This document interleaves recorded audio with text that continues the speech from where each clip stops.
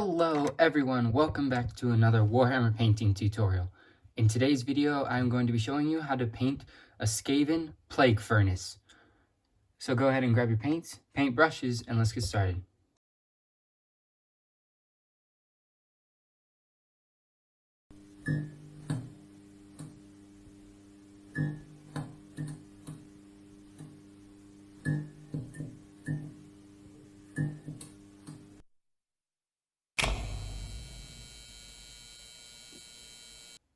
Alright, time to begin basing the model.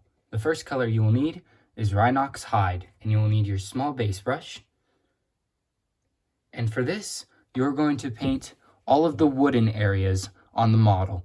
That'll include the wheel, the cart itself, and then right up here is a little bit of wood on the hook.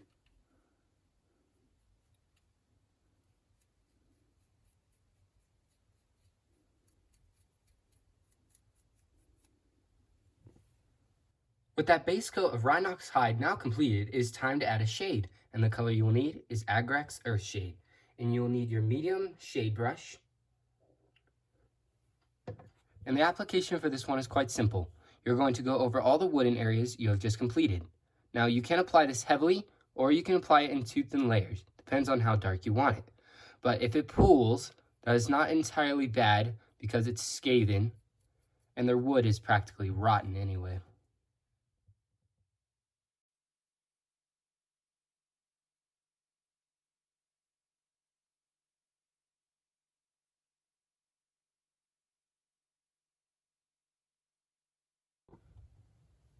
With that shade of Agrax Earth Shade now done, it is time to move on to some dry brushing. And the color you will need is Mournfang Brown. And you will need your dry brush. You will need a piece of tissue or a napkin, doesn't matter. You're going to get some on your brush like this. Then work it in amongst all the bristles until it looks something like that. You're going to take your model and you're going to go over all the brown areas you've just completed.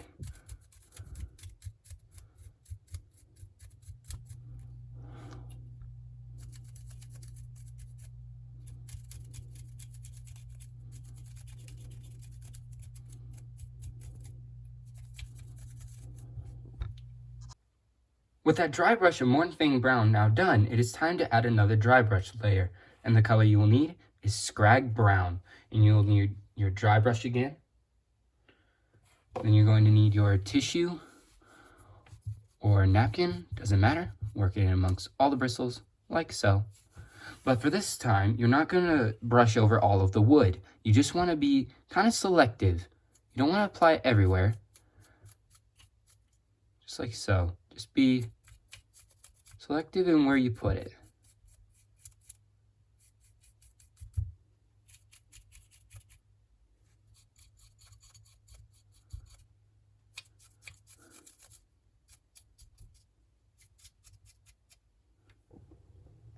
With that dry brush of Scrag Brown now dried, it is time to move on to the stonework. And the color you will need is Mechanicus Standard Gray. And you'll need your small base brush.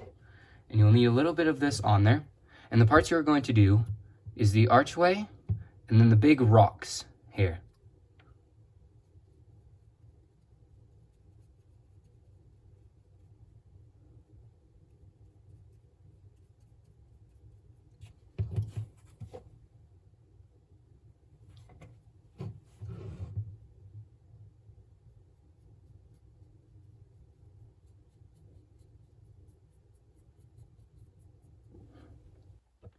With that base coat of Mechanicus Standard Gray now dried, it is time to add a shade. And the color you will need is Newland Oil. And you will need your medium shade brush. And for this application, you are going to go over all of the stone areas you've just made.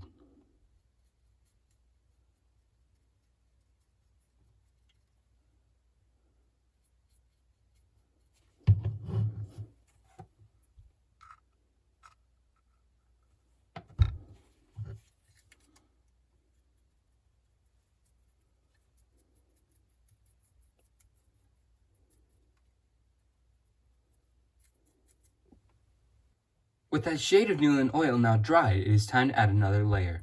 And the color you will need is Dawnstone. And you will need your small base brush. For when you apply this, you're going to want to apply it on all the stone areas, but avoiding the areas where the shade has settled the most.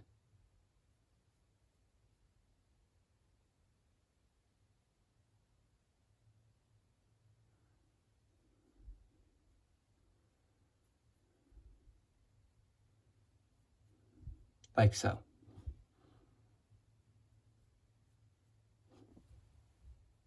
Now that that layer of Dawnstone is fully dried, it is time to add a dry brush, and the color you will need is Eshin Gray.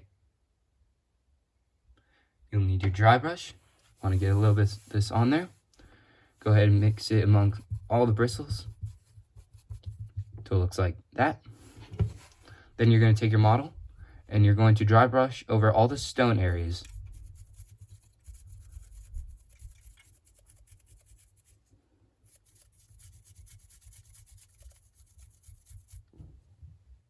And with that dry brush of Eshin Gray now dried, the stonework is now completed. Now it is time to move on to the metalworks. And the color you will need is Leadbelcher. And you will need your small base brush. And for this part, there's a lot of pieces of this. You're going to do the bracing on the wheels, the inner part of the wheels, and then there's a bunch of little spikes all over the model. You want to do all those. And then up here, there's this little spike ball. You want to paint that. And then you have the chains, the hook, this little par under here. And then, I think that's probably it. Oh, and then the cogs right up top here.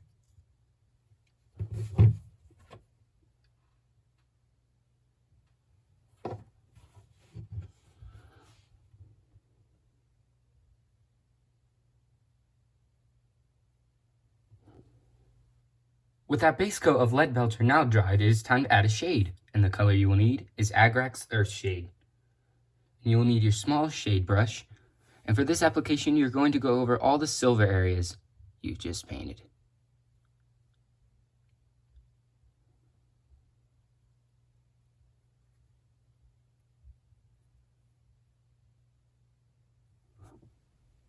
With that shade of Agrak's Earth Shade now dried, it has brought out the real grime in the metal, but that's not quite good enough.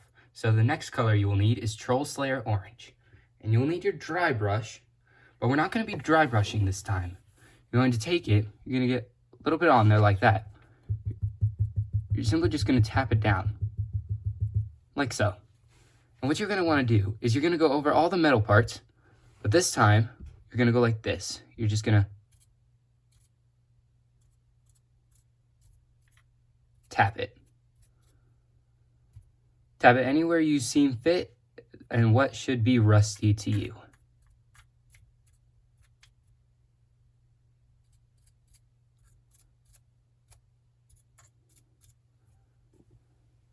With those dabs of Troll Slayer Orange, it has given it a nice rusty color.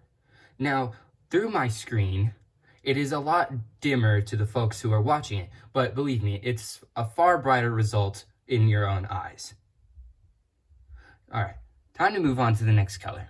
You will be dry brushing a layer of Iron Breaker. So you're going to get a little bit of this on your brush, like so. And then back to the old technique of dry brushing. Now you're going to go back over all the metal areas, but you don't want to do it so much that it removes a bunch of the rust. You kind of want to just stay near the edges.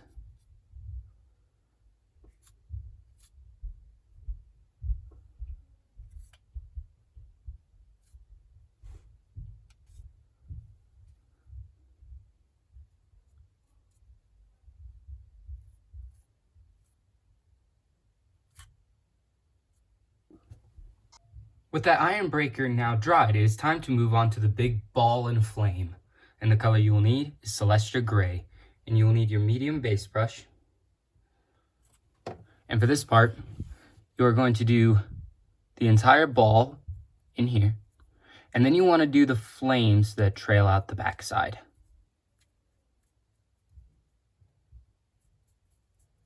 Now, if black still shows through in the end result, just do another thin layer.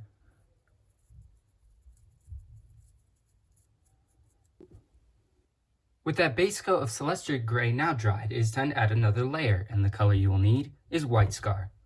and you'll need your medium base brush again. And my apologies for the last segment. I forgot to tell you to Celestia Gray all the flames that come out of the balls. Now for this step, you're going to take your white scar and you're going to go over all the white areas you just done.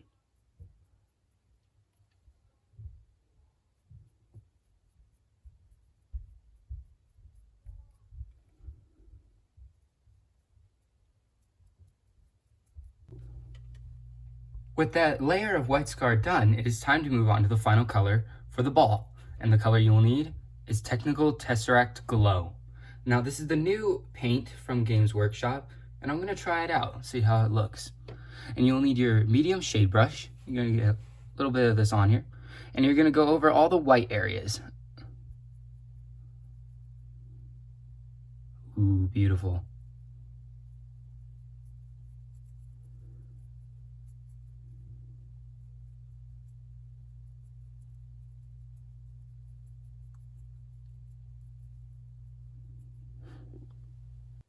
With that technical color of Tesseract Glow, it is giving it a beautiful warp fire glow. Now it is time to move on to the last bit of metal for the model, and the color you will need is Balthazar Gold. And you will need your small base brush. And for this part, on the model, you're going to do all of these little bells that you can find. And then on the cart, there are these interlocking pieces here. You'll want to do those as well. And then up here, you'll see that there are these spikes. You want to do these. Then you want to do the sigil on the front. And that's it.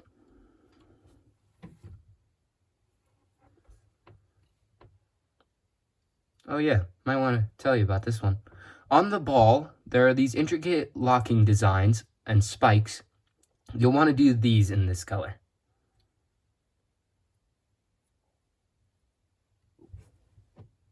With that base coat of Balthazar Gold now dried, it is time to add another layer. But this time we are going to be making the bronze aged. And the color you will need is Sotek Green. And you will need your dry brush. But once again, we are not going to be dry brushing. We're going to be using the same technique as we did for the rust. So get a little bit on there. Dab it into the brush, like so. Should look like that. Then you're going to go to all the bronze areas. You're just going to tap it. Now, the more blue of this that you add, the older your bronze will look. So if you don't want it to age, just apply about this much.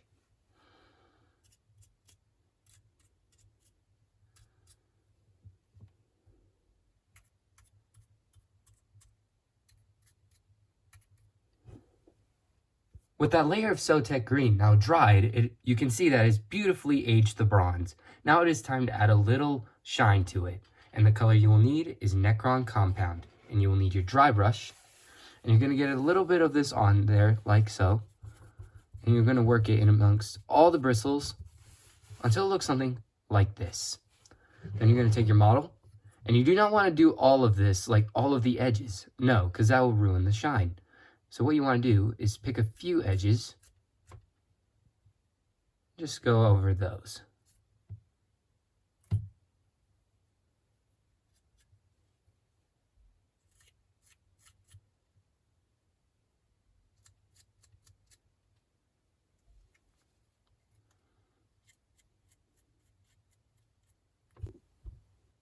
With that dry brush of Necron Compound now applied, the bronze is now completed. Now it is time to move on to the last step of the model, and that is going to be the rope.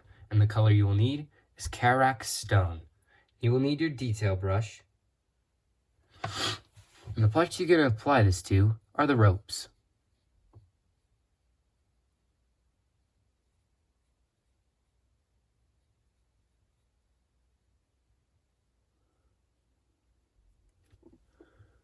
With that layer of Karak Stone now applied, it is time to add a shade, and the color you'll need is Agrax Earthshade. And you'll need your small shade brush, and for this application you are going to go over all the rope you've just painted.